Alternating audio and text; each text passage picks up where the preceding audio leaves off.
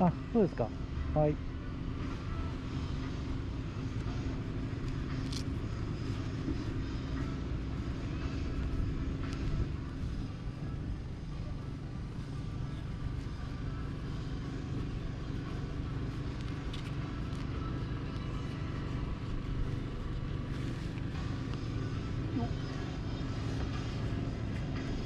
こうね。あれだったらステップにそう足掛けて乗っちゃって大丈夫です。よいしょ。よ引く。そうですね、シート高が720とか、あっちの最初に出たグレードになると690とかもっと低くなります。あ、そうなんです。よかったら落として大丈夫ですね。これって何なんですか。これ風防ですね。風防なんだ。レッグガード、まあ、ここにも非常ベンチレーション的なもので。なるほ風防がここで、ここは充電ですね。ここに USB-C がここについてるので、ここに携帯入れて充電することが可能です。あ、ファンがついてるってこと。そうですね、ファンまあ35度以上になると一応循環のファンが回ってまあ排熱というかそういうのを行いますよ。すごい。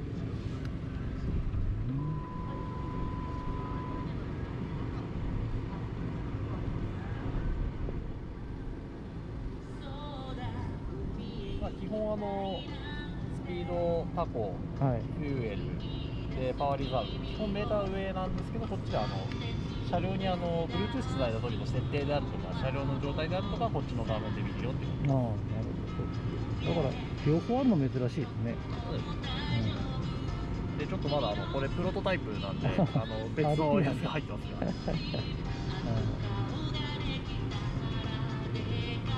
車両を起こしていただいて大丈夫です。あ、だいぶいい重さです。重たっ。これは重たっ。最重量級というか457キロある。ああ、これ重たいわ。よかったらクラッチ握っていただいてエンジンスタート。おお、手応えだ。水平対向なんでアクセル煽ったら結構左側に振られたりします。ああ、すごいすごい。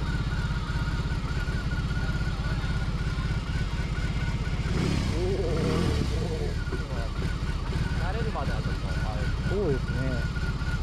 で、今回前の車に追従するレーダークルーズが新しくつきましたよ。す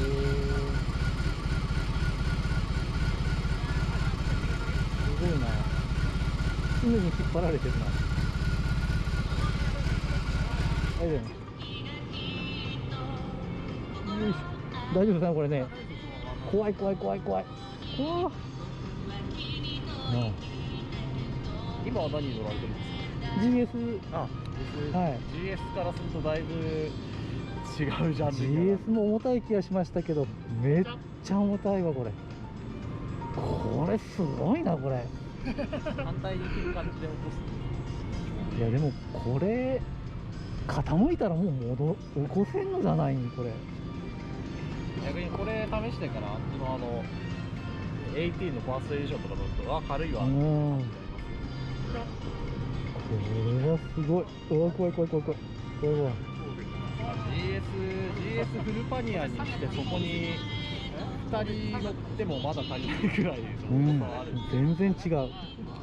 フルパニア荷物満載よりもはるかに重たい。大声です。へえ。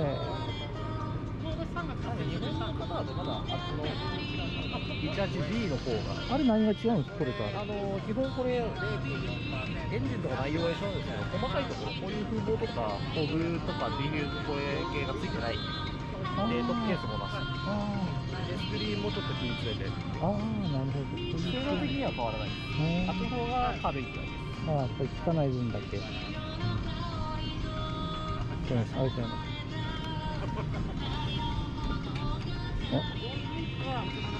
よいしょ。いくらバックギアが標準でついてるとはいえだいぶ。まあこれバックギアないとどうしようもないだろうね。あ、それで。へえ。あ、そうなんです。